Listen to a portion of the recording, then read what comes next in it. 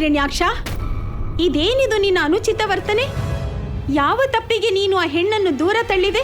ಅವಳ ಯಾವ ತಪ್ಪಿಗೆ ನಿನ್ನ ಈ ತಿರಸ್ಕಾರ? ಕ್ಷಮಿಸಿ ಮಾತೆ, ಇದರಲ್ಲಿ ಅವಳ ತಪ್ಪೇನೂ ಇಲ್ಲ. ನನ್ನ ಮನಸ್ಸು ನನ್ನ ನಿಯಂತ್ರಣದಲ್ಲಿಲ್ಲದೆ ಹೀಗಾಯಿತು. ಹಾಗಾದರೆ ನಿನ್ನ ಮನಸ್ಸು ಯಾರ ನಿಯಂತ್ರಣದಲ್ಲಿದೆ? ನೀನು ಯಾರ ಸೂತ್ರದ ಬೊಂಬೆಯಾಗಿರುವೆ?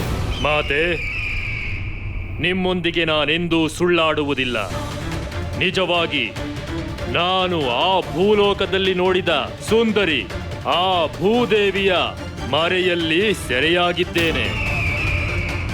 ಒಂದು ಕ್ಷಣ ಈ ಹೆಣ್ಣಿನಲ್ಲಿ ಅವಳನ್ನು ನೋಡಿದಂತಾಯಿತು. ಮರುಕ್ಷಣ ಅವಳಲ್ಲ ಎಂದು ತಿಳಿದೊಡನೆ ಇವಳನ್ನು ದೂರ ತಳ್ಳಿದೆ. ಪುತ್ರ ಹಿರಣ್ಯಾಕ್ಷ, ನೀನು ಈ ರೀತಿಯ ಆ ಹೆಣ್ಣಿನ ಮೋಹಪಾಶದಲ್ಲಿ ಸಿಲುಕಿ ಬುದ್ಧಿಭ್ರಮಣೆ ಆಗುವಂತೆ ವರ್ತಿಸುವ ಬದಲು ನೀನು ಅವಳನ್ನೇ ಕರೆದುಕೊಂಡು ಬಂದು ವಿವಾಹವಾಗಬಹುದಲ್ಲವೇ? ಅದಕ್ಕೆ ನಿನಗಿರುವ ತಡೆಯಾದರೂ ಏನು? ಅಥವಾ ಅವಳು ಬೇರೆಯವರ ರಕ್ಷಣೆಯಲ್ಲಿದ್ದು ನೀನು ಅವಳನ್ನು ಗೆಲ್ಲಲಾಗುತ್ತಿಲ್ಲವೇ? ಇಲ್ಲ ಮಾತೆ, ಇಲ್ಲ. ಆ ಸುಂದರಿಗಾಗಿ ಯಾರನ್ನು ಬೇಕಾದರೂ ಗೆಲ್ಲಬಲ್ಲೆ.